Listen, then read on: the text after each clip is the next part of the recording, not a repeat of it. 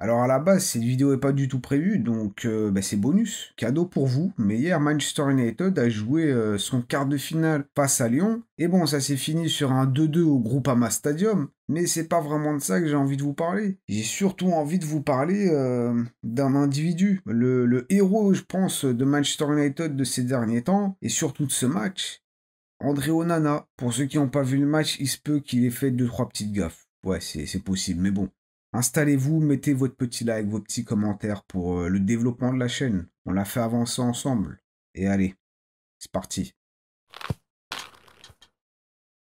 Alors comment tout ça a commencé? Eh bien, quelques jours avant le match, André Onana a parlé. Quelques jours avant le match face à Lyon, il a dit que Manchester United était largement au-dessus de l'Olympique Lyonnais. Way better, il a dit. Autant vous dire que le jour du match, il a reçu un accueil plus que chaleureux de la part des Lyonnais. Des mots d'amour à base de maman, en vrai principalement de maman. Mais bon, ça s'arrête pas là, parce qu'avant le match, on a aussi posé la question à Nemanja Matic, notamment ancien joueur de Manchester United, qu'est-ce qu'il en pensait sur ce qu'a dit Onana. Et Matic a quand même dit que bon, c'est bien de parler, mais bon, si c'était De Gea, si c'était Van der Sar, à la limite. Mais là, c'est quand même l'un des pires gardiens qui parle, en fait. L'un des pires gardiens de Manchester United. Bon, Onana, il a répondu qu'il voulait manquer de respect à personne, mais qu'au moins, lui, il a gagné quelques trophées avec le club. Et que c'était pas le cas de tout le monde.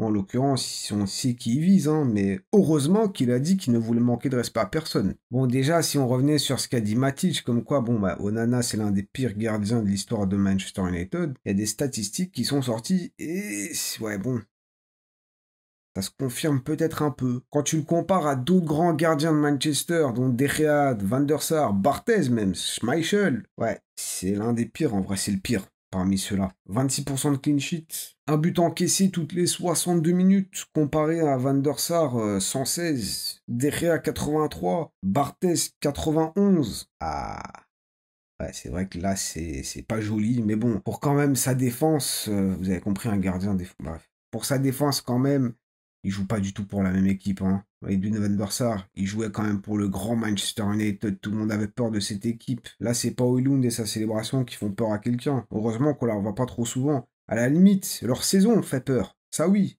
Mais bon, c'est pas forcément juste de le comparer au plus grand gardien du club, au vu de la situation, hein. Mais si on comparait du coup à l'ensemble des gardiens que Manchester United a eu dans son histoire, ouais.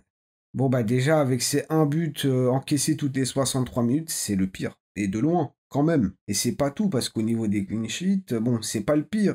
Mais il est pas loin. Il est deuxième avec ses 26%. Par contre, point positif, c'est que c'est le gardien qui réalise le plus d'arrêts. Depuis la saison 2003-2004 en Première Ligue, André Onana, au final, de ce point de vue-là, au moins, c'est le meilleur gardien de Manchester United. Ça veut aussi dire qu'avec cette équipe, peu importe le gardien, il a quand même beaucoup de boulot. Donc évidemment, c'est dur de tout lui remettre sur le dos. Maintenant, il y a quand même une statistique qui ne trompe pas, c'est que c'est quand même le gardien qui réalise le plus d'erreurs dans le championnat. Depuis le début de la saison dernière, il a fait plus de 8 erreurs qui ont mené à un but dans toutes les compétitions, et ça fait lui le pire gardien de Première Ligue. De ce point de vue-là, du moins. Mais c'est pas tout, parce que ça monte à 12 erreurs au total qui ont mené du coup à une frappe, dont 8 buts du coup. Et tu rajoutes à ça que monsieur, parle quand même beaucoup, il a quand même une grande bouche. Et que monsieur, dans ce match, est pas du tout irréprochable. Comme j'ai dit, le match s'est fini sur un 2-2. Et devinez qui a fait 2 erreurs, qui ont mené à un but. Ou à 2 buts du coup, dans ce cas-là. Et petit indice, c'est pas Matic. Matic, il a même pas joué, il s'est échauffé tout le match. C'est Onana. André Onana. Alors le premier but vient d'un coup franc centré. Alors il y a un joueur de Lyon qui essaie de mettre la tête, mais il la met pas. Et au final, Onana qui voit le ballon lui échapper des mains, ou je sais pas ce qui s'est passé, mais ça lui passe à travers. 1-0 pour Lyon. Évidemment, ça peut arriver qu'un centre n'est dévié par personne, ça trompe un peu le gardien. Au final, ça rentre. Au final, Onana, en vrai, on a l'impression que le ballon il l'a. Mais au final, non.